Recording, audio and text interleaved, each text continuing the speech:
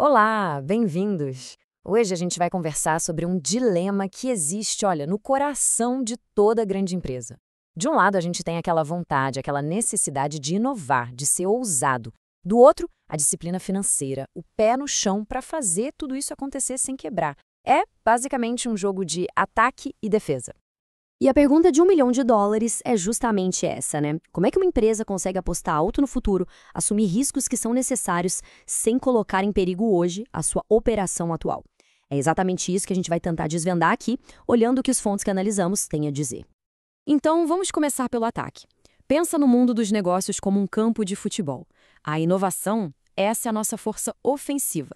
É ela que vai para cima, que busca o gol, que impulsiona o crescimento e cria aquelas vantagens que, lá na frente, vão definir quem ganha o campeonato. E aqui tem uma distinção que é fundamental. Existem dois tipos de eficiência. A primeira é a que a gente pode chamar de eficiência estática. Sabe o que é isso? É basicamente otimizar o que já existe, exprimir cada gota do modelo de negócio atual.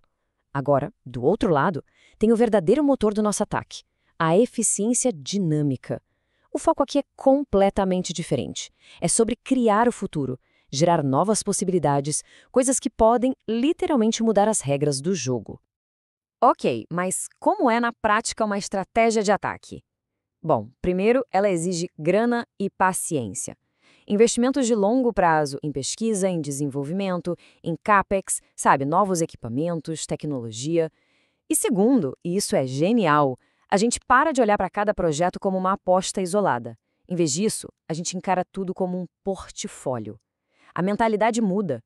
O objetivo não é mais evitar o risco de um projetinho dar errado, mas sim maximizar as chances de um deles dar muito certo e mudar o patamar da empresa inteira. Tudo bem, ter um ataque ousado é incrível, mas sem um plano de jogo bem definido, isso vira bagunça, vira caos. E é exatamente aí que entra a modelagem financeira. Pensa nela como o nosso playbook, o manual tático do time. É a ponte perfeita que liga aquela visão estratégica grandiosa com a realidade fria e dura dos números. E olha, aqui tem um ponto que não dá para ignorar. Um erro muito, mas muito comum é o pessoal olhar para as demonstrações financeiras de forma isolada. Ah, deixa eu ver o lucro, agora deixa eu ver o caixa, agora o balanço. As fontes que a gente estudou são bem diretas nisso. Essa abordagem não é só limitada, ela é perigosa. Pode levar a empresa a tomar decisões estratégicas completamente erradas. E essa analogia aqui é fantástica para a gente entender o porquê. Pensa assim, o lucro, aquele que a gente vê lá na DRE, é o alimento da empresa, certo? Ele nutre, ajuda a crescer no longo prazo. Mas o fluxo de caixa? O caixa é outra história. O caixa é o oxigênio. Sem ele, a empresa simplesmente não respira. Ela não sobrevive ao próximo minuto, não importa o quão bonita e lucrativa ela pareça lá no papel. Então, qual é a solução para não cair nessa armadilha? É a modelagem financeira integrada, ou MFI. A beleza dela é que, nesse modelo, tudo se conecta. É um ciclo, como a gente pode ver. O lucro lá da DRE, ele alimenta o fluxo de caixa. O que acontece no caixa muda o balanço patrimonial, e o balanço, por sua vez, afeta os juros, a depreciação, que voltam para a DRE.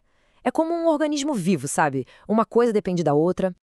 Mas o grande poder da MFI, o pulo do gato, não é só conectar o que está acontecendo agora. A verdadeira mágica é que ela permite quantificar e gerenciar a incerteza do futuro. E vamos combinar, inovação é pura incerteza, né?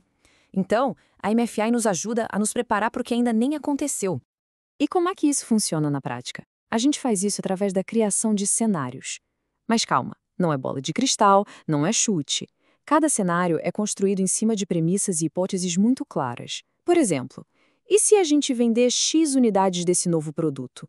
Ou, e se o custo da matéria-prima subir Y%? Cada uma dessas perguntas, cada hipótese, desenha um futuro financeiro completamente diferente. Dá uma olhada nesse exemplo prático aqui. Esse gráfico mostra o valor presente líquido, o famoso VPL, de um projeto de inovação em 3 cenários diferentes. Olha só, no cenário otimista, o retorno é espetacular. No realista, ainda é um bom retorno.